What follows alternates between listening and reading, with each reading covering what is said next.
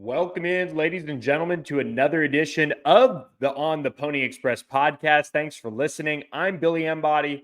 Got a lot to get to today. Day one of SMU fall camp is in the books, but we're going to talk conference realignment on this one. And guys, look, this has been one of those journeys that will continue on for quite some time, it appears. And as you're listening to this, I dropped already on theponyexpress.com some more in-depth details about what I'm hearing about SMU, what I've heard about some of the Pac-12 media deal particulars, I guess, as much as you can trust what anyone says in all of this right now. So for just $1 for your first month, you can go check it out on theponyexpress.com. But in terms of where this all fits into the grand scheme of what you guys, for the most part, are listening for, which is SMU's chances at getting into a Power 5 conference.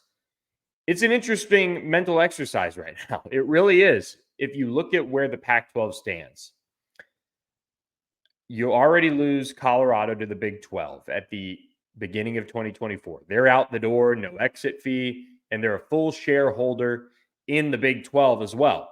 Now, Brett Yormark and that whole conference continues to work on Arizona, Arizona State, and Utah. Those are the three schools that are most talked about when it comes to conference realignment, when it comes to the Big 12. On the other side of things, the Big 10 is now watching Cal, Stanford, Oregon, and Washington, and really probably in that order in terms of least likely to most likely to go to the league. But here's the thing about that. The Big 10 has this deal with NBC, Fox Sports, and CBS hovering over their heads. They're going to have to make changes to that TV deal. And when you look back at what Kevin Warren did for the Big 10, he got them that incredible TV deal centered around also the addition of USC and UCLA. And there are discussions being had with Oregon and Washington, Stanford and Cal with the Big 10. Those discussions are early, and many people that have reported on that have reiterated that.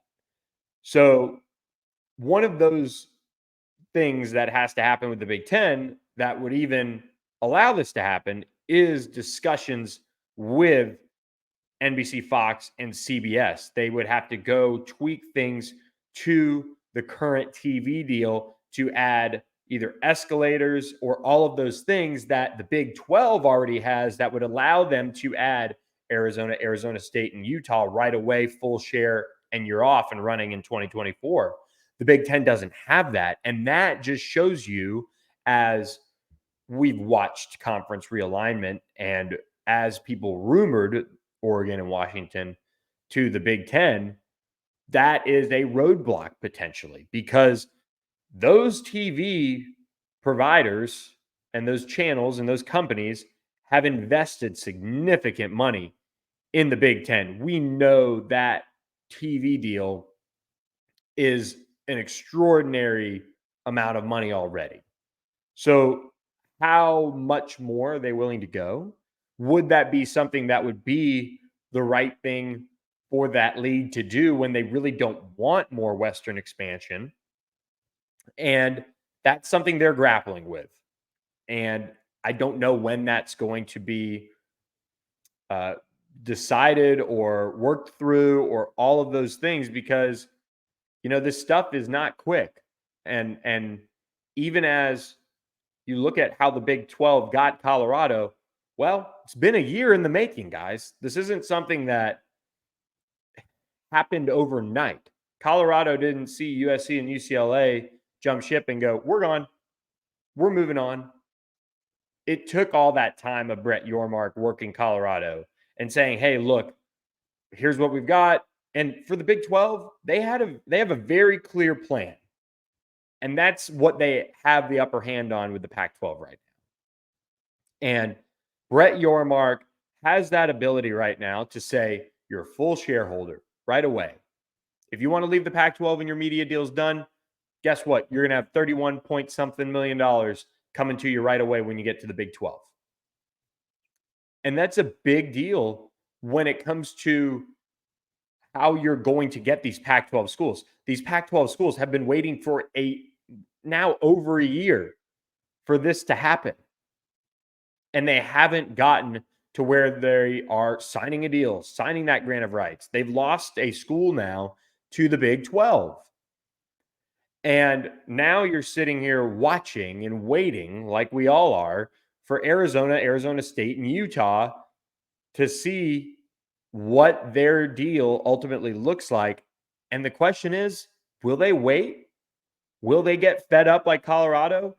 Arizona State's leadership has long been a proponent of keeping that league together. And, President Crow is a well-respected person in the world of conference expansion and kind of the Pac-12 and that whole area and that state. So will they be able to hold the Pac-12 together and say, no, let's let it play out. Let's let it play out. We know we lost Colorado. Let's stick with it. That's something that now that Colorado has kicked that first leg out is not something that's guaranteed. And look, with conference realignment, we know one thing, and I've said it for the entirety of this. I guess I should say we know two things. Conference realignment doesn't stop. And expect somewhat of the unexpected. And that's why USC, UCLA making that move. You can go back to OU, Texas making that move to the SEC. Those are things that you didn't exactly have on your bingo card for happening. And after a year, and after the media day and all those things, look, I think people know that in all likelihood, the Pac-12 schools are frustrated. And after a year, we've seen enough of them talk about it here and there to know that they've been waiting a long time for this deal to be presented. Well, this week, George Kliavkoff did present a deal. And according to multiple reports, it is pretty much Apple streaming, and it really doesn't necessarily hit the mark because you've got a league that has been waiting for so long for this deal to be shown to them, and it's finally shown to them, and they're going to have another meeting. They're going to keep looking at it. And so the wait continues. The wait continues for conference realignment. The wait continues for the TV deal for the Pac-12. And in reality, if the deal was good enough, it probably would have made a quick move to sign the grant of rights and get things locked down. I don't know on this front, but I got a hard time believing Cal feels really good about, we can make the jump to somewhere else, especially the Big Ten. And we're going to basically luck into what would be an incredible TV deal. Washington State, as we know, can't feel good about where they stand. Stanford has been even floated as an independent. And so if the deal was good enough, there would have been an attempt to sign it and get it going and lock it down. The hardest thing about the deal with Apple that is being reported on is escalators. And the thing about it is there's two ways to kind of look at this. And this is one of those pieces of this tea leaf reading where you sit there and say, well, how can Apple present a deal that won't keep the league together? How can they do that? And I'm in complete agreement with that. How can they present a deal that doesn't give the schools the even drive to sign that deal? And that's where I have a lot of issues trying to figure out, well, what is true about this deal? I think where Apple wants to see this exercise go is they want to sign a deal that doesn't lock them in for a long term, like an ACC is locked in right now, even though that's really a great deal for the TV side of things with the ACC.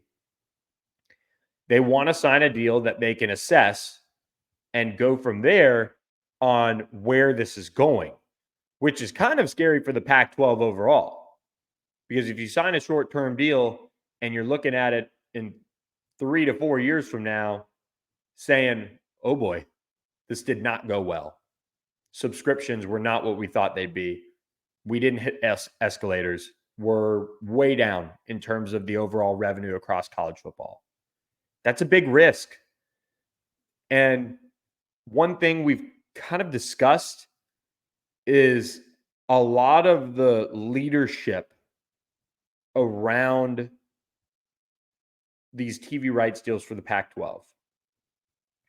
And even when you kind of look at just leadership in general of higher education, they're somewhat slow to wanting to jump headfirst in with a risky situation. That's why Colorado leaving for the Big 12 made sense. They took all the risk out of what they saw over the last year and just said, we can sleep better at night. We know we're going to get 31 point whatever million dollars. We know it's a long-term deal. We know that they could add more. And you know what? We're going to do it.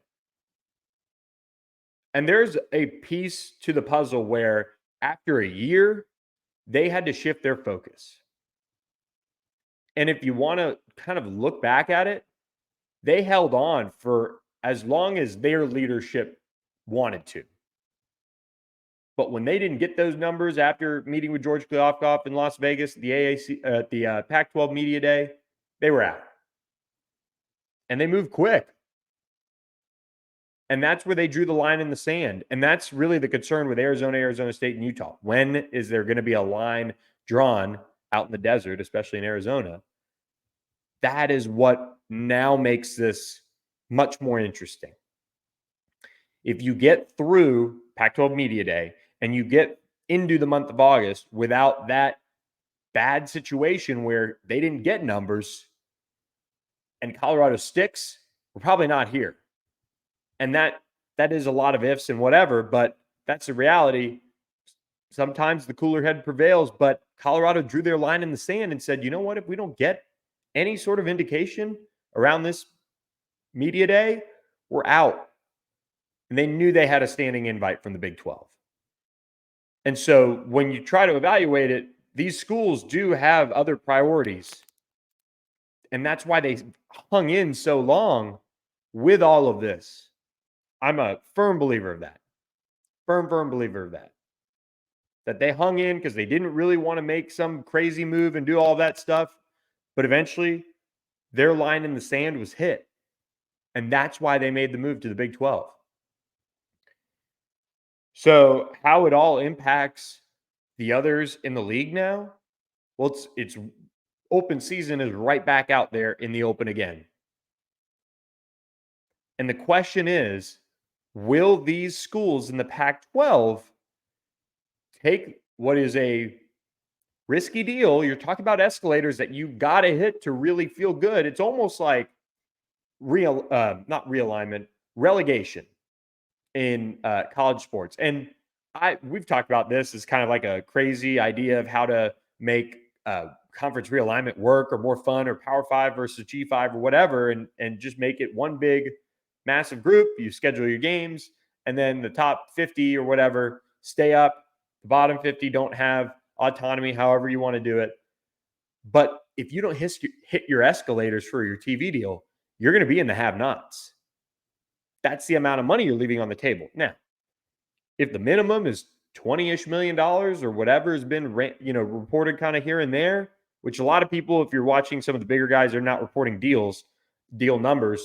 They're reporting that it's not up to snuff in terms of what they wanted, which, as we know, this whole deal has really been measured by, can it get to the Big 12s? Can it maybe sniff the ACCs? That's how the Pac-12 media deal was going to be judged. And if their minimum isn't as close as they would like, that is a big red flag for a lot of these schools.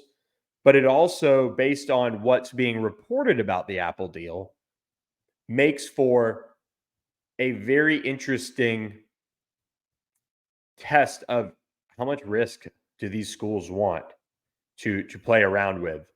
And that is something that they've got to really work through.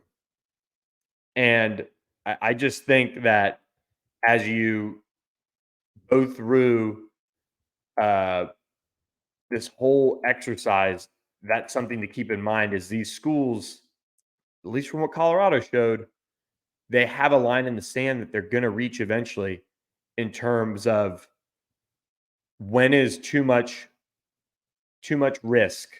When is the time to say, we've got to look out for our best interests instead of hanging in there, hanging in there, hanging in there.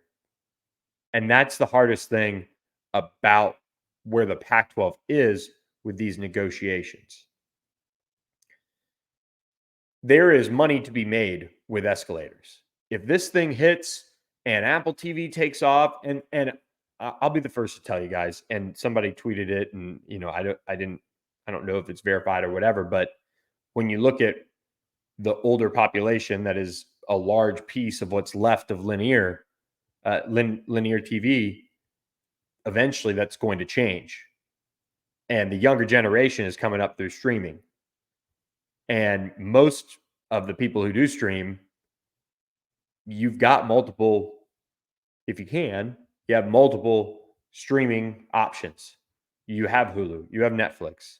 The college football fan, especially somebody that usually, for the most part, went to college, you've got those options for your streaming platforms. You've got Netflix, you've got Hulu, you've got ESPN Plus. If you're a diehard right now, you've got ESPN Plus.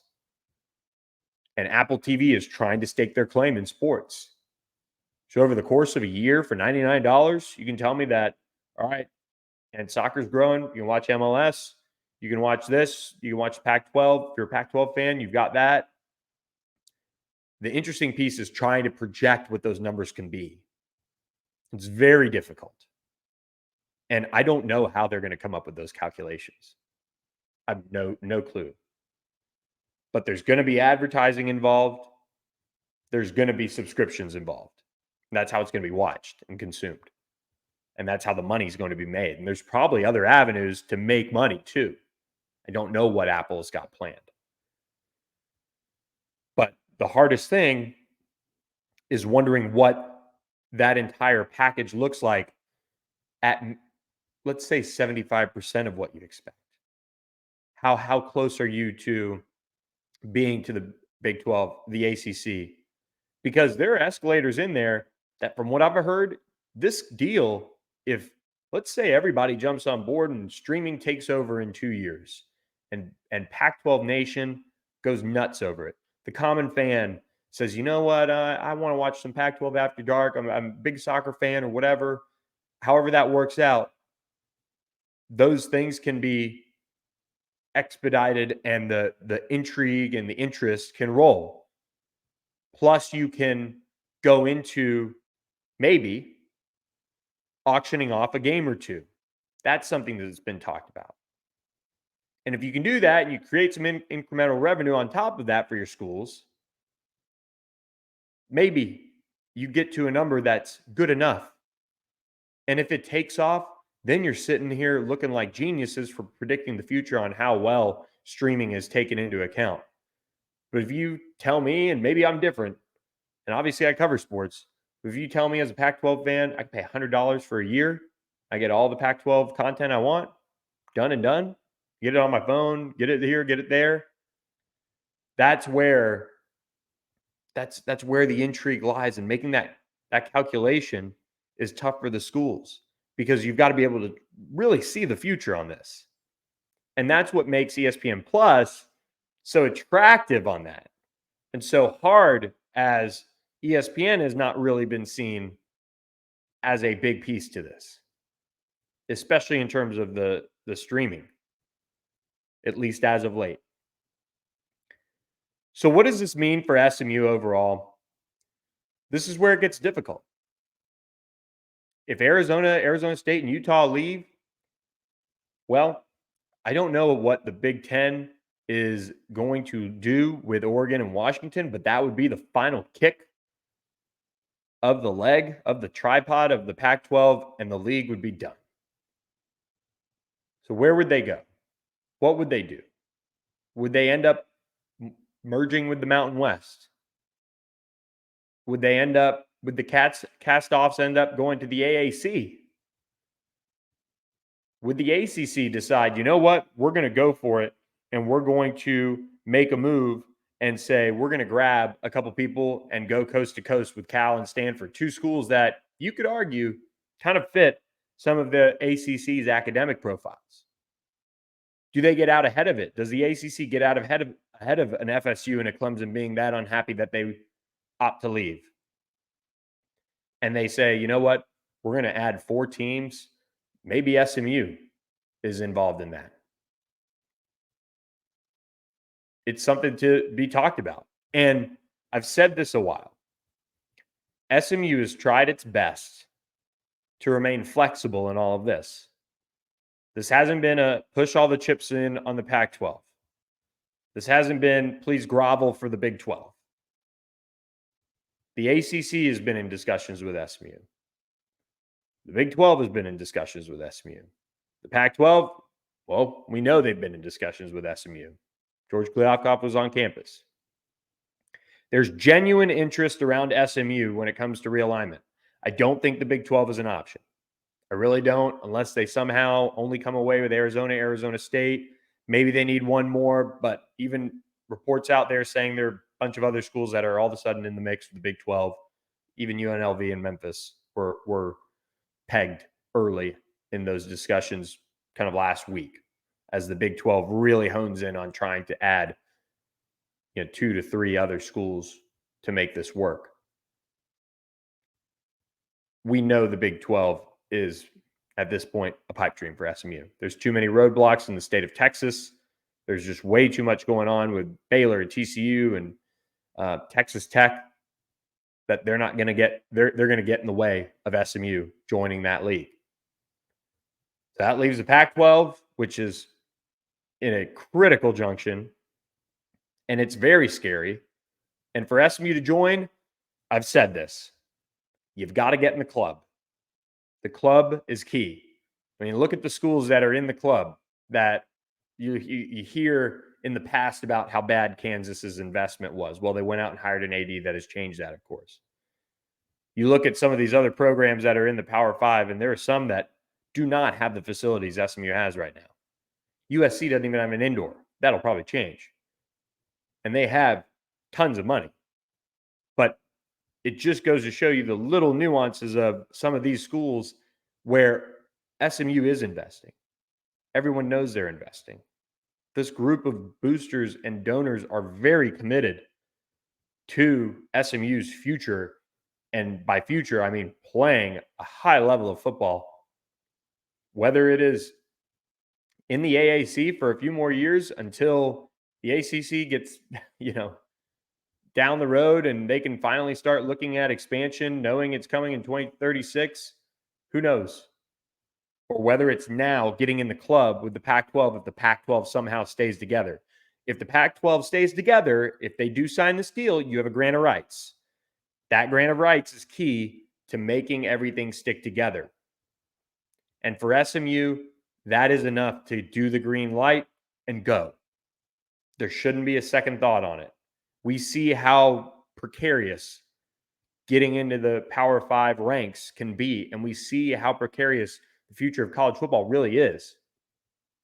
If a grant of rights is signed, that should be the green light needed for SMU to join Power 5 program conference in the Pac-12.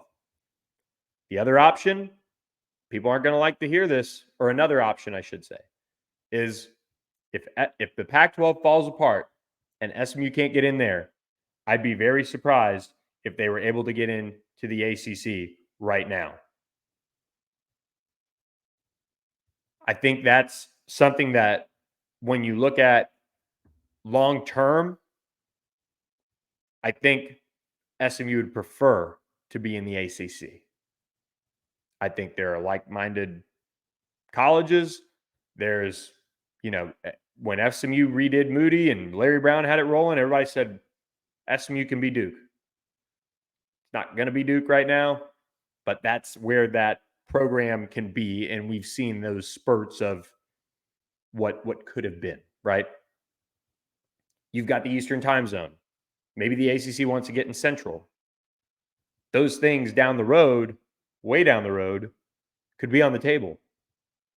So another option is if the Pac-12 falls apart, and we know SMU's probably not getting in the Big 12, and the ACC can't do anything for a long time, even though they can add teams with their own escalators built into the contract, from what I understand, you're still looking at a situation where SMU's donors, they know that conference realignment is not stopping. And whether they get into a Power 5 conference or not, you're going to see the high-level people continue to donate. They're not sitting on their hands. They're still actively meeting with people trying to work all the angles. And again, if you want to read more about that, you can check it out at ontheponyexpress.com. But this school has invested way too much money to see the response of, or to see the result of what happens to the Pac-12 if they do fall apart and say, we're throwing in the towel. Because you can already see what's going to happen down the line when the ACC goes through whatever ish they're going to go through. You can see it coming. Two things we know: conference realignment doesn't stop, and expect the unexpected, which puts the ACC on red alert. We see those schools that have clearly been unhappy with the deal they signed, and who knows where all that stands as the years go by on that deal. Imagine having a deal like that where so many are upset and so many are seeing what's going on with the overall landscape of TV rights deals, and knowing you're locked in for 13 more years. That anger, for lack of a better term, will bubble up at some point. And the ACC has a chance to get ahead of it, which is worth noting. So for SMU, they just have to keep doing what they're doing. And I know that's kicking the can down the road in a sense, but it's the reality. This is not a program that's going to close up shop. This isn't a program that is going to stop being supported. It's a program that's just waiting. It's waiting for an invitation to the Power 5 ranks. There's a lot of people that have made it a lot of their time in business to see that SMU gets in the best position. If the Pac-12 expands, SMU's in great shape. That's what we maintain. That's what we continue to hear. They've got to get to that point. They've got to get to that point to expand, and that means getting a media rights deal across the finish line. Whatever that looks like, SMU will likely take that ticket to the Pac-12, and hopefully for SMU, turn that into a great situation down the line. But we don't know. We don't know what the future holds on that. There are unexpected situations, but that would be my guess. If Pac-12 expands, SMU gets in, that means a media rights deal is set and locked in. You've got to feel good about short-term future, and you can kick that can down the road another few years as far as what chaos could come from that. So there are a lot of people that on SMU's side of things continue to work all of the angles because they have invested so much in it already. And they've got to really continue to invest because conference realignment isn't going to stop. If SMU's left in the AAC for a long time, for a while, they're set up to be the best team in this league. They're set up for an auto bid to the college football playoff year in, year out. And that's a pretty good situation to be in. Granted, your boosters and your donors are the ones that are supporting it. They're having to write the checks. You don't have the luxury of a extra 10 to 15 million or 20 million or 30 million dollars from a TV contract. But SMU's shown behind the scenes they can assemble talent. They have a good coaching staff. They have a ton of money to keep the facilities up to par. And they've laid a ton of groundwork for the next decade plus of SMU football.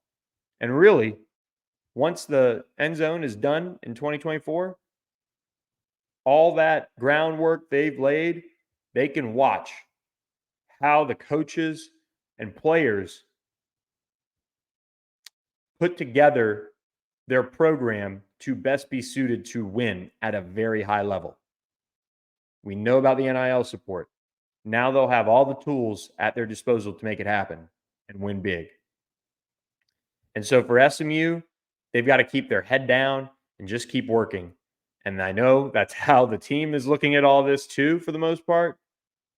They hear little bits and pieces, but they've ultimately got to go out and just win. And that was something that was reiterated, leading up to the start of fall camp. So winning cures all. I'm a big believer of that. And it's a huge factor when it comes to conference realignment. We know why, in a sense, why SMU was left out. They hadn't won enough. They hadn't had an undefeated season. They hadn't won a conference championship. Houston was on the offensive, and they squeaked in. And they had to give some concessions even to make it in. But they won big enough. And they invested just a little bit earlier to make it happen for them. So SMU has to continue to invest. Because ultimately, this stuff's not going to stop. Who knows what college football looks like in years from now overall? Who knows if all of this moving around and everything ultimately leads to a group of 40 that's, whatever you want to call it, versus a bottom half that's left over in a completely different realm of college sports. Who knows?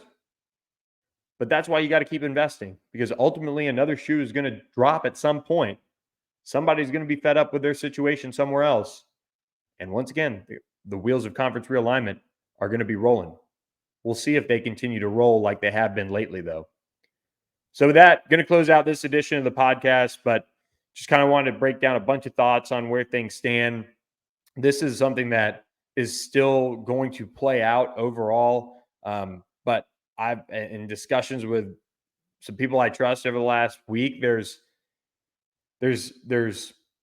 every bit of, okay, the Pac-12 is looking like a mess, which hard to argue with that, to, well, we're still in a really good spot for expansion if it happens and they do reach a media deal. And those are two important distinctions. And obviously SMU needs the Pac-12 to stay together for them to get that expansion ticket. But the position they've been put in is, I know George Kliavkoff didn't want to admit it, but he was also really wrong about Colorado when he sat up there at Media Day.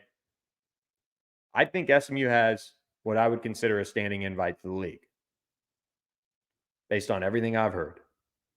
They've just got to get to that point where the league expands.